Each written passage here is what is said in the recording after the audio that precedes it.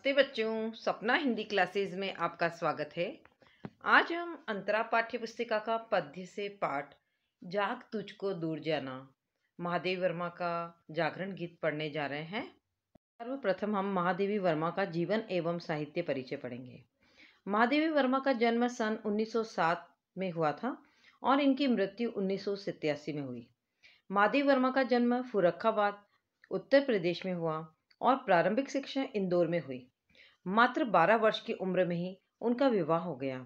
प्रयाग विश्वविद्यालय से उन्होंने संस्कृत में एमए किया। तत्पश्चात उनकी नियुक्ति प्रयाग महिला विद्यापीठ में हो गई, जहां वे लंबे समय तक प्राचार्य के पद पर कार्य करते रहे। उनके जीवन और चिंतन पर स्वाधीनता आंदोलन और गांधी जी के विचारों के साथ साथ गौतम बुद्ध के दर्शन का गहरा प्रभाव पड़ा है। महादेवी जी भारतीय समाज और हिंदी साहित्य में स्त्रियों को उचित स्थान दिलाने के लिए विचार और व्यवहार के स्तर पर जीवन भर प्रयत्नशील रही। उन्होंने कुछ वर्षों तक चांद नाम की पत्रिका का संपादन भी किया था, जिसके संपादकीय लेखों के माध्यम से उन्होंने भारतीय समाज में स्त्रियों की पराधीनता के यथार्थ और स्वाधीनता की आकांक्षा का विवेचन किया है। महादेवी वर्मा के काव्य में जागरण की चेतना के साथ स्वतंत्रता की कामना है और दुख की अनुभूति के साथ करुणा का बोध भी। दूसरे छायावादी कवियों की तरह उनके गीतों में भी प्रकृति सौंदर्य के कई रूप मिलते हैं। महादेवी वर्मा के प्रगीतों का अर्थ होता है गाने में भक्ति काल के गीतों की प्रतिध्वनि और लोक गीतों की अनुगुंज है। इसके साथ ही उनके गीत आधुनिक बौद्धिक मानस के द्वंद्व को भी अभिव्यक्त करते हैं।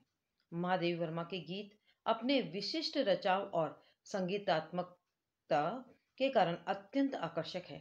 लाक्षणिकता, चित्रमयता और रहस्याभास उनके गीतों की विशेषता है। महादेवी जी ने नए बिंबों और प्रतीकों के माध्यम से प्रगीत की अभिव्यक्ति शक्ति का नया विकास किया। उनकी काव्य भाषा प्रायः तत्सम शब्दों से निर्मित है। भारत सरकार द्वारा उन्हें पद्म भूषण से सम्मानित किया गया। यामा के लिए उन्हें भारतीय ज्ञानपीठ पुरस्कार दिया गया।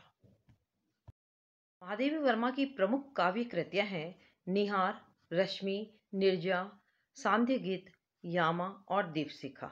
कविता के अतिरिक्त उन्होंने सशक्त गद्य की भी रचा है, जिसमें रेखाचित्र तथा संस्मरण प्रमुख है।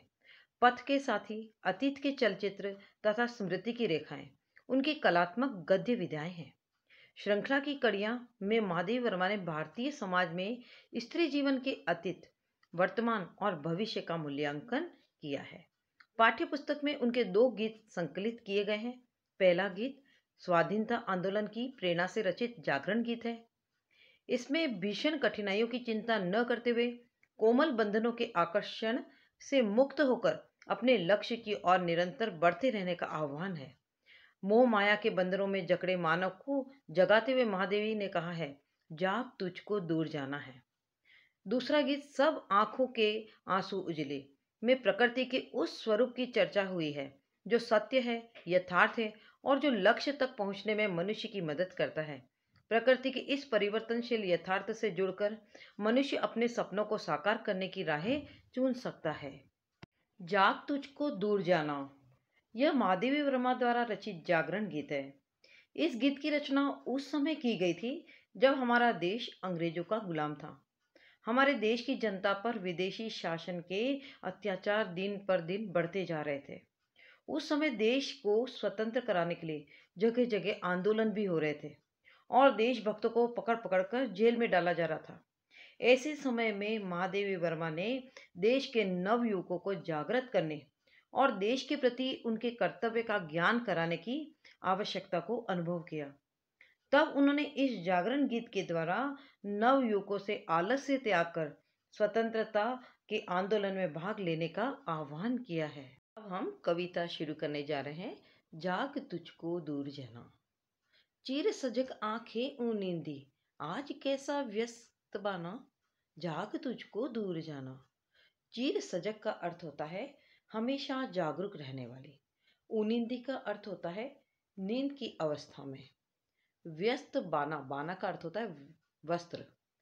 व्यस्त बाना का अर्थ होगा अस्त व्यस्त वेशभूषा। यहाँ महादेवी वर्मा स्वतंत्रता सेनानियों को जागरूक करते हुए कहती है कि तुम तो देश के वीर सिपाही हो और ऐसे जागरूक प्रहरी हो जिसकी आंखें हमेशा देश की सुरक्षा के लिए जगी रहती है, अर्थात जागृत रहती है। आज उन आंखों में नींद क्यों नजर आ रही है जो हमेशा जागरूक और चुस्त बने रहते थे? आज तुम्हारी यह वेशभूषा नींद से जागे हुए व्यक्ति के समान अस्त व्यस्त क्यों नजर आ रही है? कहीं ऐसा तो नहीं कि तुम अपने कर्तव्य से विमुख होते जा रहे हो और आलस्य ने तुम्हें घेर लिया हो? यदि ऐसा है तो यह उचित नहीं है, क्योंकि जाग तुझको दूर जाना, अर्थात तुम्हें जागना पड़ेगा, क्योंकि अभी तुम्हें बहुत दूर का रास्ता तय करना है। कहने का भाव यह है कि तुम जिस मंजिल अर्थात लक्ष्य की ओर बढ़ रहे हो, अभी वो मंजिल तुम्हें प्राप्त नहीं होगी, क्योंकि वह मंजिल अभी बहुत दूर है। अर्थात देश की स्वतंत्रता का यह संघर्ष अभी बहुत लंबा चलने वाला है, तो तुम थक हार कर बैठ नहीं सकते। अचल हिमगिरी के हृदय में आज चाहे कंप होले, या प्रलय के आंसुओं में मौन अलसित व्योम रोले। आज भी आलोक को डोले तिमिर की घूर छाए, जाग कर विद्युत शिखाओं में निठुर तूफान बोले। पर तुझे है नाश पथ पर चिन्ह अपने छोड़ जाना, जाग तुझको दूर जाना। सबसे पहले हम कठिन शब्दों के अर्थ देखेंगे। अचल का अर्थ होता है स्थिर, अचल पर्वत को भी कहते हैं, अचल का अर्थ स्थिर भी होता है। हिमगिरी यहाँ पर हिमालय पर्वत के लिए आया है। कंप का अर्थ होता है कांपना, मौन का अर्थ होता है शांत, अलसित का अर्थ होता है आलस से युक्त, व्योम का अर्थ होता है आकाश, आलोक का अर्थ होता है प्रकाश, तिमिर का अर्थ होता है अंधकार, विद्युत शिखाओं का अर्थ होता है बिजली की चमक, निठुर का अर्थ होता है निष्ठुर, नाश पथ का अर्थ होता है विनाश का पथ।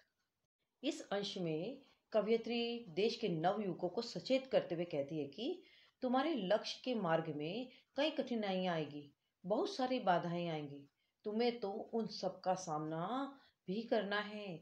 सबसे पहले कवयित्री नवयुवकों को लक्ष्य के मार्ग पर आने वाली प्राकृतिक बाधाओं का सामना करने के लिए प्रेरित करते हुए कहती है, अचल हिमगिरी के हृदय में आज चाहे कंप होले।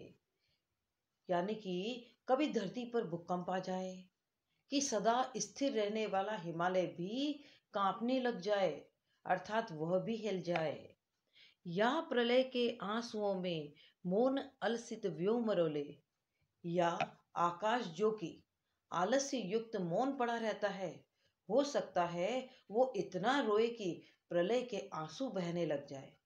कहने का यह भाव है कि आकाश से इतनी जोरदार घनघोर वर्षा हो कि धरती पर प्रलय आ जाए। आज भी आलोक को डोले तिमिर की घोर छाया, चाहे चारों ओर घनघोर अंधकार छा जाए और वह प्रकाश को मिटा दे, जाग कर विद्युत शिखाओं में निठुर तूफान बोले, या फिर बिजलियों की गड़गड़ाहट के साथ बहुत ही भयंकर तूफान आ सकते हैं। ये सारी परिस्थितियां धरती पर विनाश ला सकती है। पर तुझे है नाश पथ पर चिन्ह अपने छोड़ आना। पर तुम्हें इन कठिन परिस्थितियों का और तुम्हारे लक्ष्य के मार्ग में आने वाली हर बाधाओं का डट कर सामना करना है, भले ही ये विनाश क्यों न ले आए। परंतु तुम्हें इस विनाश के रास्ते पर चलते हुए भी अपने इस पद चिन्ह को छोड़कर जाना है। कहने का भाव यह है कि इतनी भयंकर कठिनाइयों का सामना करते हुए तुम्हें अपनी वीरता, साहस और कर्तव्य का एक ऐसा उदाहरण प्रस्तुत करके जाना है, ताकि आने वाली पीढ़ियां तुम्हारे पद चिन्हों का अनुसरण कर सके और आगे बढ़ सके। तुम्हें आने वाली पीढ़ियों के लिए एक आदर्श स्थापित करना है। जाग तुझको दूर जाना, तुम्हारा देश के प्रति कर्तव्य बहुत बड़ा है, इसीलिए तुम्हें जागना पड़ेगा, क्योंकि तुम्हें अभी बहुत दूर जाना है। अर्थात देश की स्वाधीनता का यह संघर्ष अभी बहुत लंबा चलने वाला है। वैसे यह कविता स्वतंत्रता सेनानियों को जागृत करने के लिए लिखी गई है, लेकिन यह कविता उन लोगों के लिए भी प्रेरणादायी है जो अपने कर्तव्य पथ पर आगे बढ़ रहे हैं। जब हम अपने जीवन का कोई लक्ष्य बनाकर आगे बढ़ते हैं, तो लक्ष्य तक पहुंचने के मार्ग में बहुत कठिनाइयां, बाधाएं आ सकती हैं। तो यह कविता हमें प्रेरित करती है कि लक्ष्य के मार्ग में आने वाली हर बाधाओं का डट कर सामना करते हुए हमें अपने लक्ष्य को प्राप्त करना चाहिए, ताकि हम आने वाले लोगों के लिए प्रेरणा स्रोत बन सके। अब हम इस अंश का काव्य सौंदर्य करेंगे। सबसे पहले हम इसका मूल भाव देखेंगे। इस अंश में कवयित्री ने कर्तव्य पथ पर आगे बढ़ते हुए व्यक्तियों को संघर्ष करने की प्रेरणा दी है, उसे जागृत किया है, उसे उत्साह दिलाया है। अब इसका हम शिल्प सौंदर्य देखेंगे। ये एक गीत है, जागरण गीत है, इसीलिए गीति शैली में लिखा गया है, तो इसकी शैली होगी गीति शैली। भाषा इसकी तत्सम शब्दावली प्रधान है। संस्कृत शब्दों का बहुत ज़्यादा प्रयोग किया गया है। गुण इसका ओज गुण है। अलंकार इसमें अनुप्रास अलंकार है, क्योंकि कहीं कहीं पर तुकांत वाले स्वर समान हैं।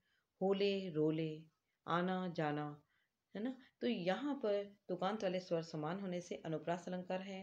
दूसरा हिमगिरी हृदय, यहाँ पर ह वर्ण की आवृत्ति हो रही है, अनुप्रास अलंकार है।